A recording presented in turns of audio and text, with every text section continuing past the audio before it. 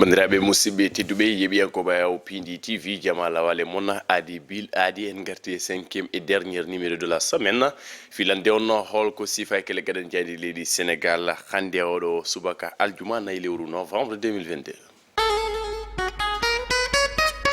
non tigi jayndeji leydi sénégal e kuɓal jilloynogo to palais de justice mo dakar e alhaali oɗon audition ousmane sonko on face to face mo wadde doyen des juges jaynenkoɓe leydi sénégal e mbaadi kuptidinde koye makka garti oɗo subaka gudditir tan ko jayde libération ɓe mbi ko les minutes d'une audition ousmane sonko ari law ari kene hedde hojomaji nogas e oɗon audition makko ene wayno noon heeɓi fartange huccodirde oɗon doyen des juges wondude tigui ɓen hujjikintoɓe mo e gardugol maître bamba cissé ene wayno noon ousmane sonko ha joni koto yaɓɓuno yaɓɓi wonde de ko complot hol fewjano ɓe mo ndeɗon malde yiɗɓe tigui dumbude mo amde belade ha joni ko ɗon o jaggi o yaltini pv ji ɗi ganduɗa tigui original wondude oɗon enquête mo gendarmerie waɗi kono kay ousmane sonko suuti haala gendarme goto biteɗo rijal e confidence uji ɗi waɗinimo kanko tigui hoorejo pastef o kono kay warti on sérine bassirou gueye wonde de ndeɗon malde ko kañum tigui sakki ɗum ousmane sonko ala ko ɗali jaggal o joffimi hen on gorko biteɗo mamadou mamour diallo ɓen kala wonɓe kañumen cakki oɗon haali kono ko kañumen de mbadde junggo e fandoyaji sar yidde tigui dumbudemo kanko hoorejo pastef o ɗin kogi tigui warti hen doyen des juges o namdi ousmane sonko so tawi ne heeɓi gam kay wadde prise de sang enen wayno ƴiƴam makko ƴette pour testade hen kono de ousmane sonko jaɓani ɗum ɗon o wi ha joni koye ngal ɗon jaɓɓal complot yaɓɓa holgonoɗe nder oɗon sal kañumne tigui o wi ɗum koye complot jeeya kanko ousmane sonko kana haala woni tawate kay nder jayde groupe média invest besbi le jour koye makka jumpi oɗo subaka audition oɗon leader mo pastef kono kay jaggagol ɓen élément de sécurité makko walla mbiyen garde corps makko saga tigui ndew loskote ko nden tigui garde corps uji pa junggo sifti ha joni on procureur mo mbour yaltina hanki wadde déclaration jonde kutindiral jayni en koɓe famminde tigui jiko jaggi ɓen garde corps uji ousmane sonko ala ko findiri e oɗon audition makko saabu tigui ɓen garde corps uji wonno ganduɗa tigui waɗaɓe convoqué plainte uji gummiriɗi dotu cikki ene wayno kamɓe kala koɓe sellinoɓe nottiyade caggal nde ɓen mbaɗi certificat médical e plainte uji faade mabɓe e nden haare wonno ne ñande kikiɗa dimanche to cikki ene wayno noon ko ɗum woni sababu jaggugol mabɓe caggal nde ousmane sonko yalti wino hotta sona tigui ɗin garde corps uji goppita kono de ala to wattini saabu kanko e hoore makko hooti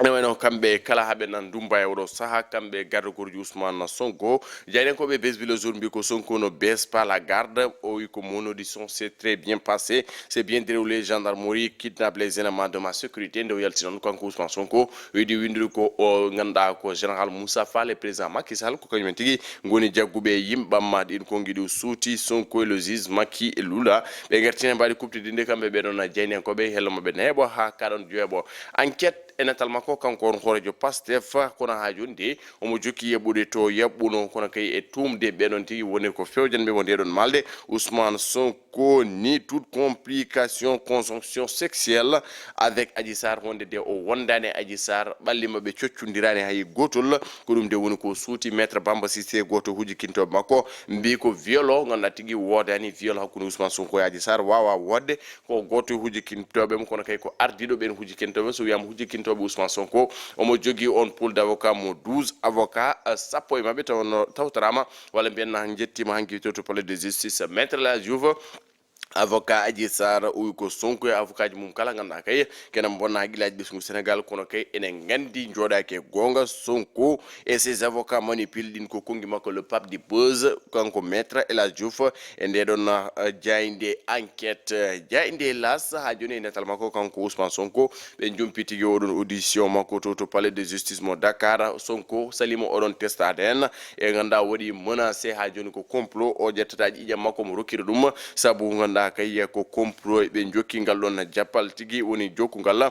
théorie oɗon complot kono kay o jaɓani tigui jabtade wone namde oɗon procureur namde tigui ganduɗa kay cuutade faade makko ousmane sonko jaɓani jumpude majje e wiide ɓeɗon jeyniyankoɓe las jayde l' observateur nde youssoumaji guen arti tigui oɗon face to face doyen du juge ousmane sonko kanko oumar maham diallo ala tigui ganduɗa ko namde ɗe o namdaki ousmane sonko kono kay ala banggueji ɗi ujanimo ko rapport sexuel hakkude adji Sar Adji Raby Sar e ɗiɗon ganda ko séance de massage to suite boti ganda ko salade wadde oɗon testade en ɗiɗon kongi kala jumpama kono kay wonno toɓɓe ɗe ganduɗa tigui Ousmane Sonko kuccidiral makko e on doyen des juges Oumar Maham Diallo Sonko séquence dans un d'un film d'audition ene way noon o salima artude ne mbaadi kaptodinde walla mbiyen o salimo ɗum ma loppet o jaɓani tigui jumpude ɗeɗon toɓɓe nde on wimo so tawi omo heeɓi ganduɗa tigui wadde oɗon testade en o ko on testade en ko test de complot ko thèse de complot kono kay ɗiɗon monosuji représailles ha joni de Ousmane Sonko jaɓani jumpude en e jofade Serigne Bassirou Gueye jofade Mamour Diallo e wiide tagi ko kañumen tambi oɗon alhaali kono kañumen kadi cekke walla mbiyanno ko kañumen cakki less oɗon alhaali complot oɗon foof ko Mamour Diallo Serigne Bassirou Gueye e président Macky Sall ɓen woni ɓe tuumi kanko président Ousmane kanko on horejo Pastef Ousmane Sonko wa les échos ari koye makko ha joni netal makko kono kay salade oɗon testa ADN o wi ko tati memodirta jeegomo kanko Ousmane Sonko jaɓani tigi oɗon testa ADN o wi ko ganda ko viol wawa wodde ɗon kanko hakkude makko e Adji Sarr kono kay sagati nde namda so tawi ɓallima ɓe meeɗi soccudire hay kan o jaɓani jabade ne wayno piguji kewɗi ganda ko Sonko wirlima ɗum doyen des juges e ko salima jabtade wonen namde oɗon procureur Amary Faye o salima tigi jabtade namde mum kanko Ousmane Sonko namde ɗe o yinno jabade ɗe hoɗeno jaabi kono kay ɗe o wi yiɗa jabade ɗe no jabara ɗum o wi ko procès verbaux kañumen tigi koko mbaɗa falsifié ganduɗa tigi ha yetti ɗon kono de so laaɓi hakkude kanko e Adji Sarr yimɓe foof ma gandu o wiide makko noon kanko Ousmane Sonko ko général Moussa Fall lieutenant colonel Abdou Mbeng Mamour Diallo maître Dior Diagne maître Pape Samba Sow o ganda ko Serigne Bassirou Gueye wonde président Macky Sall kañumen tigui ganda ko woni wadɓe mo comploté kongi makko e nder ndeɗon jayde les échos caggal kan jeynenkoɓe les échos gatti tigui e ɗiɗon élément ji makko joyi fawaɓe junggo ɗeɗon garde rapproché Ousmane Sonko kamɓe kala ɓe mbaɗa mise aux arrêts ɗum ko caggal pelentuji convocation ngaji ɗiɓe neldeno ɓe mbaɗani déféré ou convocation woni sababu foyede mabɓe e juuɗe oɗon mandat damane e ganda tigi oɗon subaka hande kiya jayde le mandat arti tigi oɗon audition doyen des juges ganda kay e yesso Ousmane Sonko ngal ɗon natal palais de justice wonude tigi ɗiɗon gardeji Ousmane Sonko wonde Ousmane Sonko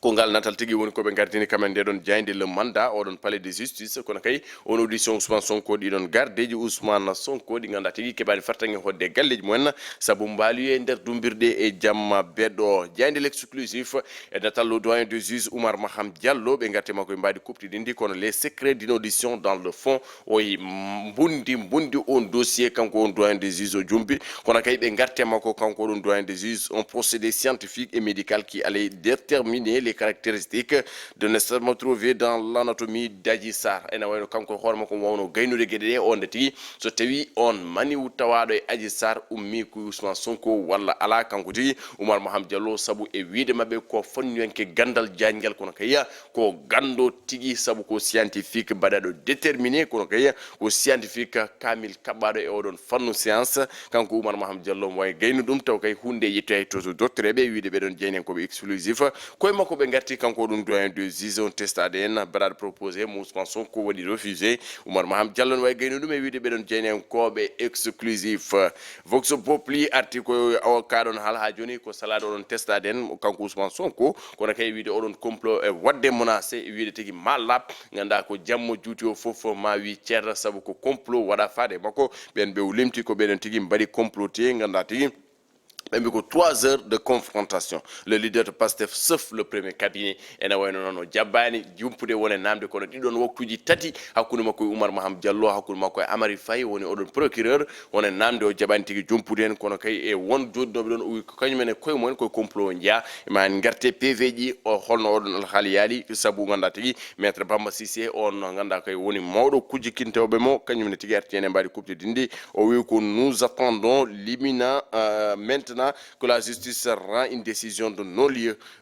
clame maître Bamba Cissé o wi ko ɓe paadi ko non-lieu noon so nani wonde ganduɗa tigui ala ko woodi foof ko tuuma wonno foof ganduɗa tigui ko complot wonno ala ko laati gonga e oɗon audition Ousmane Sonko ɗum tigui woni ko sabbi kanko oɗon maître Bamba Cissé kana woni tawtake nder ndeɗon jeyde vox populi li quotidien de groupe SA origine SA ɓe garti tigui oɗon roffi testade hen mo Ousmane Sonko oɗon audition sur le fond du dossier Ousmane Sonko et avocat ji mum kañumen ha joni en jokki ndeɗon hoolare kono justice nganda tigi benni dawal gotal kono kay wonko oppi sabuti won namde kewde ngesa baɗon hay so tawi remama oɗon 3 heures d'audition hay so tawi remama Ousmane Sonko namde kewɗo jaɓani arde hen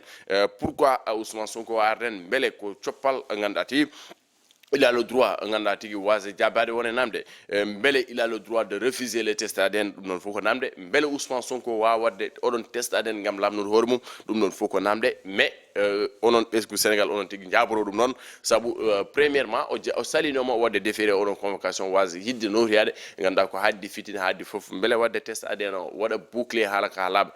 ha joni Ousmane Sonko huli ko complot walla ha joni Ousmane Sonko huli wadde ko démasqué e ko waynon ko namde de bawdon namdade kan woni tawte ko nder jande li quotidien en guddi kan dossier Ousmane Sonko le soleil national wayli sawru mbagube gatti koye monétique do e nder leydi Sénégal be mbi ko 1 million 500 000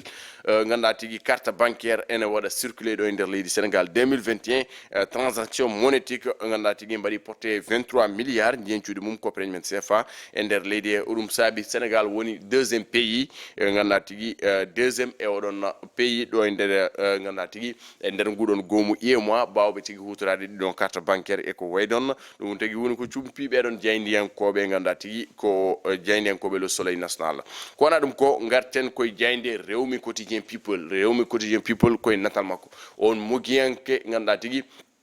mogiyanke jaajjo kono ko mogiyanke jiidon eden diwa mogiyanke mo ganda ko kala talata jamma eden jabanuma e habrede ngendiri kanko woni bas jakate ko kanyum tigi felli fiyande mum aduna ganda ko saha aduna ko meedi kanyum tigi jalni kanyum ne findini kanyum ne wasima e mogoji mum ganda ko baddi fayde sabone dia e ben ganda tigi fuddube mogiyankagal do nder leydi Sénégal ganda tigi wadbe hen golle payudinde bas jakate eden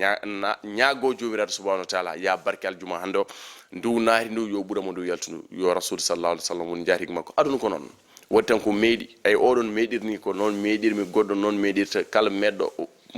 Allah wonda ka sada hara walla harta so gasi happo yettima to furiyata do ran gasi donc nganda ko hiro ngayo nganda tigi cotmam won ko jarani sabu o nganda tigi ko Allah nganda ko kanyum jogi wattam e kongi men kanyum jogi wattam e gonki men wadde ganda tigi moƴƴudiren pewen ko hadi eden pewne mo juuli maya mo juulani maya juula ke banda Allah kala jangoma fa tabarakallah eden biye yo Allah yurmo ya fo bas jaade yurmo denangal maybe julbe kala fa tabarakallah jayinde tribune sport ko kayre guddirten e wodo suba be ngari ko odon gorko mo ganda tigi wadi golle paydinde to FC Barcelone kono wadi golle paydinde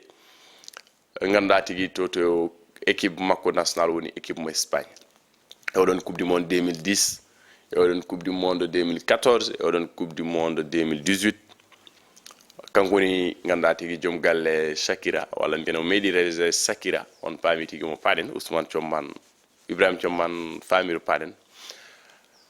ko Gérard Piqué ganda tigi jango o zor pottel makko wattam en nder carrière makko footballistique ndisan Sabo il a été fidèle au Catalan. Il a été fidèle à l'FC Barcelone. Fatabarakallah don hadi. Ne bawdo fof ma natu. Parce que ñu golle pay dinde ganda tigi e nder football kono kay e nder ganda tigi Ligue des Champions championnat de Espagne Liga. Fatabarakallah dum tigi woni ko min gadduno e robindu jayndeji en calminibe kambe foy mbadi kuptidinde yebiyankobe Pindi TV tawtabe nder e bawle kala fatabarakallah ko weltanade be kono kadi e wiidi yobe jokku e wadde partager yobe jokku e ganda tigi wadde commenter yobe jokku e wadde like yobe jokku tigi e wadde j'aime eden beltanobe e mbadi kuptidinde nde wono eden jeggedde ene illiro don tagi woni ballal ganda dum non woni ballal wadde partager wadde abonné wadde kadi yimbe be yo mbad abonné e faire abonné fatabarakallah ko weltanade be kambe kala nde wonon dole lingo ko ndiyam mi wi dole ganda ko Pindi TV ko godon rendo fulbe eden jokki weltini godon rendo fulbe kono godon rendo fulbe enen jokki wadden honoré jango mawn ciabbo épisode 3 série mon ko diro à partir de 20h sur vos petits écrans tawrebe to diaspora ganda tigi yewene min jida Pindi TV ittat yewene der diaspora a jodor diaspora ci ka fouté kumbalu mam gonda a jodor diaspora ci ka rewe wodi boy gonda c'est avec le miroir de la culture pulaar Pindi TV forever to kala lagal to wono to ko Ibrahima Thioman wondude chat do khalirde wono do ko Moussa Niang gorko mo gerle belel ne bam gerle sebbe yalla salat majde man kelede juma mubarak